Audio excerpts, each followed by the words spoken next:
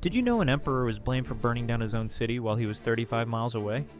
On July 19, 64 CE, a massive fire erupted in Rome's Circus Maximus and raged for 6 straight days. 70% of the entire city was destroyed. Emperor Nero is accused of playing his lyre and singing while watching the flames from Tito's palace tower, enjoying the spectacle.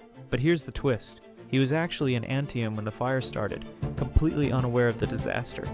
When he rushed back to Rome, Nero opened his own palaces to homeless refugees and organized relief efforts for the victims.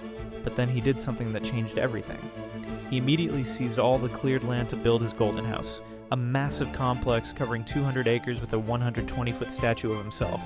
When angry Romans protested his luxurious project, Nero needed someone to blame. He chose the Christians. What followed were horrific persecutions, crucifixions, and burning humans alive as torches to light his garden parties. One fire changed an empire forever.